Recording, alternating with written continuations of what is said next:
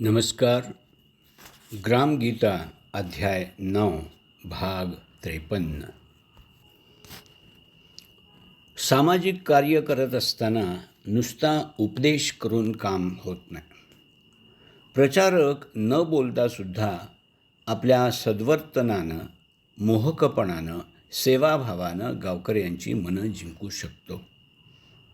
तो रस्त्यातून जात असतानासुद्धा जे पडेल ते काम करत जातो. त्यामुळं अशा व्यक्तिमत्वामुळं लोक साहजिकच आकर्षित होतात.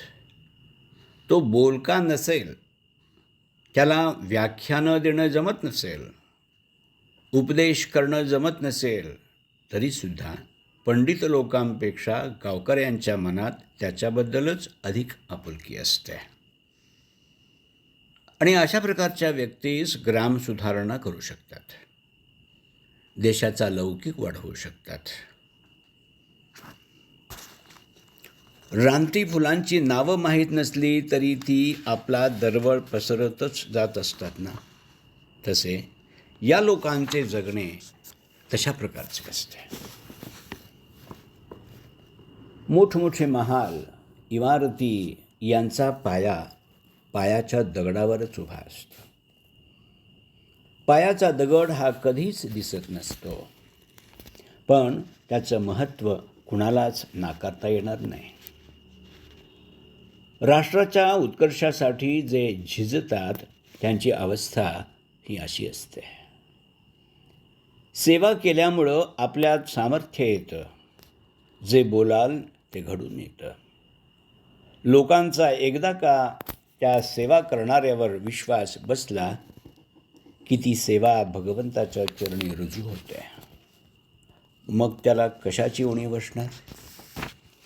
अशा सेवकानं फक्त संकल्प करावा, त्याच्या इच्छा अनेक मार्गांनी पूर्ण होतात. सगळ्या गोष्टी त्याच्या मनासारख्या घडू लागतात. पण ते सगळे सुख स्वतःसाठी नसते याची जाणीव त्या सेवकाला असते. इथं राम गणेश गडकरी यांच्या राजसन्यास नाटकातलं राजा हा जगाचा उपभोगशून्य स्वामी असतो हे वाक्य आठवतं. जो सेवक निरपेक्षपणे काम करतो तो भगवत स्वरूप होतो आणि लोक घरोघरी त्याची पूजा करू लागतात. एकदा का त्या सेवकावर श्रद्धा बसली की लोक श्रीमंत माणसांना, सत्ताधाऱ्यांना महत्त्व देण्याचं कमी करतात. जगात जेवढ्या म्हणून पूज्य व्यक्ती झाल्या त्या सगळ्यांनी आपल्या सेवेनंच सन्मान मिळवलेले आहेत. राक्षसांनी सेवाभाव सोडला म्हणून ते देवांकडून मारले गेले.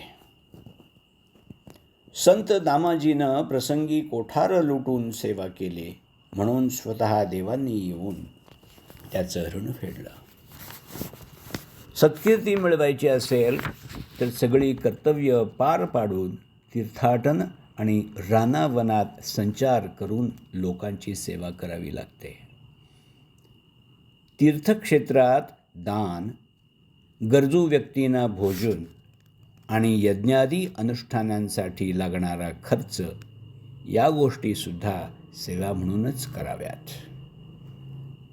ज्याला गरज आहे त्याला न देता नुसतं तीर्थक्षेत्र आहे म्हणून पैसे उधळण्यानं जनसेवेचं पुण्य पदरी पडणार नाही हे लक्षात ठेवलं पाहिजे. जे लोक तीर्थस्थानांना पुण्याची खाण समजून गावातल्या लोकांना पापी समजतात, अशा लोकांना तीर्थस्थानात देव हे धोंडे, तीर्थ हे पाणीच वाटणार ना. काशीहून आणलेली गंगेची कावड तहानलेल्या जीवाच्या तोंडी ओतून संत एकनाथांनी तीर्थाचं खरं महत्त्व सांगितलं आहे. आपण स्वतः चंदनाप्रमाणे झिजावं आणि इतर प्राणीमात्रांना आनंद द्यावा. गावातल्या लोकांना सुखी करावं हेच पुण्यकर्म आहे. अशा प्रकारची जनसेवा ज्याच्या हातून घडते त्याचं संसाराचं बंधन आपोआप तुटतं आणि परमेश्वर त्याला कधीही अंतर देत नाही. जन्मजन्मांतरी न संपणारं धन म्हणजे सेवाधन होय. त्याच्यामुळं आपल्या अंतःकरणात जगाबद्दलचा अभिमान वाढतो आणि अख्खा गाव सेवाभावानं फुलून जातो. क्रमशः